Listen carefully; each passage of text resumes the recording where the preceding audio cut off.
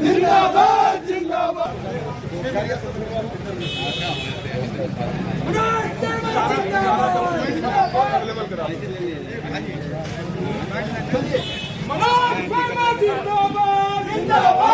हम लोग एनडीए के सभी घटक दल एकजुट होकर अपने प्रत्याशी का घोषणा हमारे सभी शीर्ष नेता कर रहे हैं। उस क्रम में भारतीय जनता पार्टी को एनडीए के सभी नेताओं ने अधिकृत किया कि अरवल से वो अपना प्रत्याशी उतारे और भारतीय जनता पार्टी की जो शीर्ष हमारी जो केंद्रीय संसदीय बोर्ड होती है,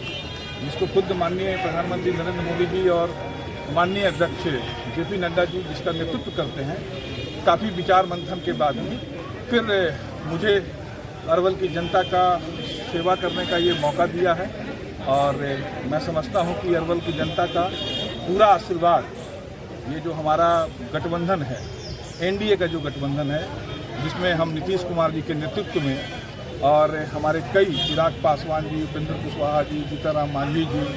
और हमारे भारतीय जनता पार्टी के तमाम केंद्रीय नेता जिनके नेतृत्व में हम ये चुनाव लड़ेंगे। नामांकन की प्रक्रिया के बाद में चुनाव प्रचार की शुरुआत हो जाएगी, तो कई शीर्ष नेता इस चुनावी सभा में या जनसंपर्क में उनका आना जाना भी लगा रहेगा। तो ये एकजुटता का चुनाव है, बिहार के भविष्य का चुनाव है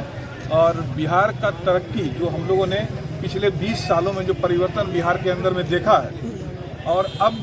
बिहार का मानव विकास होना है। अब तक हम लोगों ने बिहार में आधारभूत संरचना का विकास किया, विद्यालय बनाए, छात्रों को और शिक्षकों की अनुपात को ठीक किया। अब मानव विकास की शुरुआत होने जा रही है बिहार में, इसलिए एनडीए की सरकार बहुत ही आवश्यक है। आप सर पूर्व विधायक रह चुके हैं गो विधानसभा का, अरवल की जनता को क्या कहना चाहेंगे? अरवल से मेरा बहुत ही पुराना लगाव रहा है और गो से भी एक लगाव है और आगे भी रहेगा गो से लगाव। लेकिन अरवल हमारे दिल में बसता है और मेरे पिता की भी कर्मभूमि अरवल रही है जी। तो मैं समझता हूं कि मैं उन सपनों को भी पूरा करने के लिए अरवल में आया हूं। क्या सर, जिस तरह आपका गो विधानसभा में कार्य रहा, क्या वो कार्य अरवल में आप निभा पाएंगे? हाँ बिल्कुल। एक जो विजन होता है, एक जो काम को संपादित करने की जो तरीका होती है, सरकार से, एडमिनिस्ट्रेशन से आपकी मूलभूत जो विकास की जो ज़रूरतें हैं उसको समझना और उसको कैसे पूरा करना है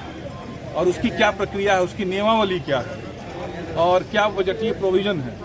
तो उसको जो जनप्रतिनिधि समझेगा तो मैं समझता हूँ कि उसके रास्ते में विकास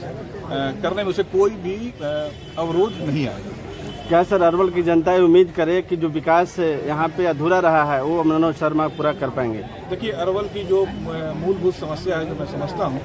कि ग्रामीण सड़कें हैं, उसकी जो स्थिति को ठीक करना है और जो एक 4 लेन से मैं देख रहा हूँ कि एकमात्र शहर अब बिहार का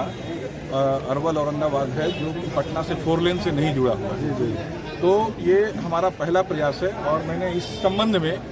उस समय मैं अरवल आऊँगा कि नहीं आऊँगा ऐसी कोई चर्चा भी नहीं थी। मैंने आज के 6 महीना पहले ही अखबारों में भी आया था कि अरवल में बाईपास बनने जा रहा है, क्योंकि हम लोगों ने एक प्रोविज़न डाला था कि जब हमारा ये 4 लेन जब ये संभव नहीं हो पाया था उस समय तक,